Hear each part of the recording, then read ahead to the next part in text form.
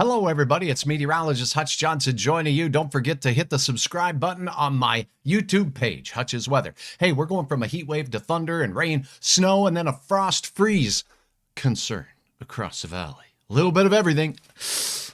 Whiplash weather update is next. Owie. Now, a Hutch's Weather Update with Chief Meteorologist Hutch Johnson, brought to you by Robert Gibb and Sons.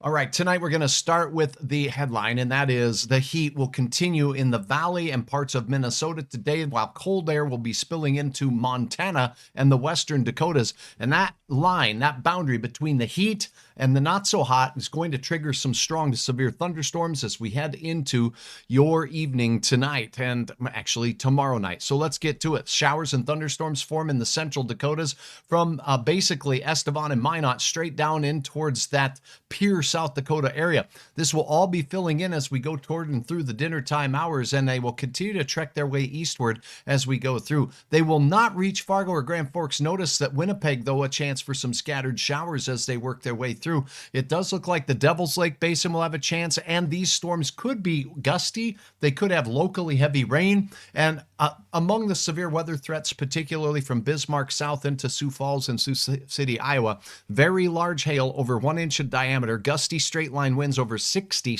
miles per hour, and indeed an isolated tornado cannot be ruled out. We go towards 3 a.m. We're still quiet in Fargo, still quiet in Grand Forks, and notice that dry air pushes this system back and it's done. So our risk for storms here in the Red River Valley is a lot lower as we go through the overnight hours tomorrow into Thursday. Now, here's the position of the low pressure system. First thing in the morning, Lakes Country seeing strong to stout thunderstorms. Southern Minnesota seeing strong to stout thunderstorms. This back here, just garden variety rain showers to begin your Thursday morning. Then the storms will redevelop. Look at this low pressure system right here. Redeveloping a line here, south winds. Anywhere that wakes up on a Thursday with south winds has a risk for some pretty stout thunderstorms forming as that goes through. So that is the threat as we go through Wednesday and Thursday, and this will be replaced by a cold north wind that will be quite gusty in its own right after those hot south winds made their way through. Notice central Minnesota, Bemidji, Park Rapids, Wadena, Lakes Country, maybe eastern Otter Tail County, as well as eastern Becker County.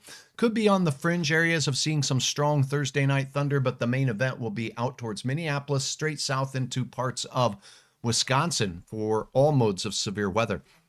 Now, I want to pop up this 7-day planner here for you, and we'll take a look at that, and there'll be a chance of snow. Coming up momentarily, stay with me. We're going to look at two models and talk about the chance of that cold air and snow making its way in, but first, let's get to that 7-day planner. Here it is. Look at temperatures falling Thursday, great chance of rain in Fargo Thursday, all day Friday across the eastern portions of North Dakota, and then exiting showers. But do you see that snowflake up there up north? A chance for some mighty cold enough air for snow showers in Manitoba, in Saskatchewan, and maybe even in our northern counties.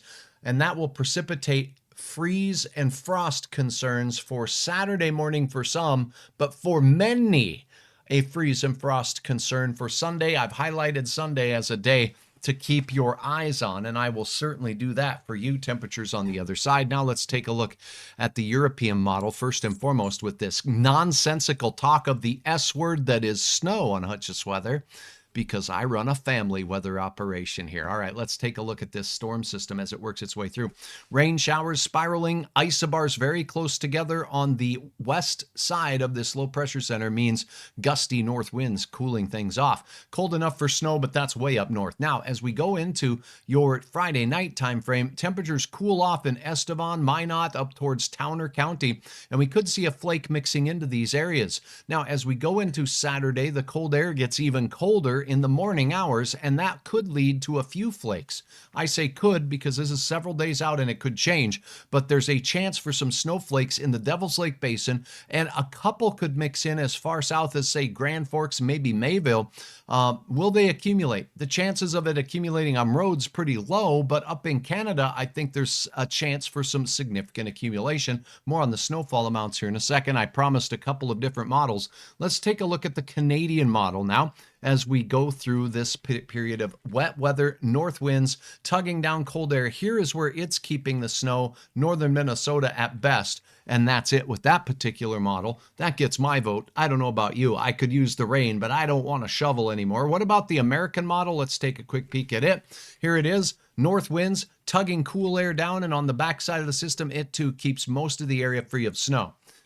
I like the European model, but this time I don't like it because I don't like snow. But it's eye-opening that a few of our northern counties will have a chance, and that's what I believe. Our northern counties only, a chance of some accumulating snow on the grassy areas.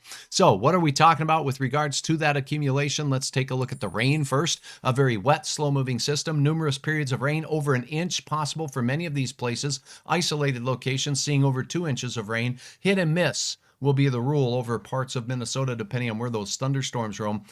Many places picking up a few tenths of an inch, however, as we go through. Now, as we take a peek at what we are watching for when it comes to the risk for some snow, let me just switch this graphic over here. Pardon me. And we'll take a look at that snowfall potential from the European model. Remember, not all models are showing this chance of snow. I'm going to call it a trace to an inch of snowfall where you see the darker blue colors. But from Brandon, Manitoba, and extreme eastern parts of Saskatchewan right in towards, you folks in and around Winnipeg, a chance for a solid inch of snow. That's 2.54 centimeters, with a few areas picking up even more where you see the pinks there. It's on, according to the European model, for a good more than shovel trouble for a few of you. Heavy wet snow in the Rocky Mountains over the next few days as well.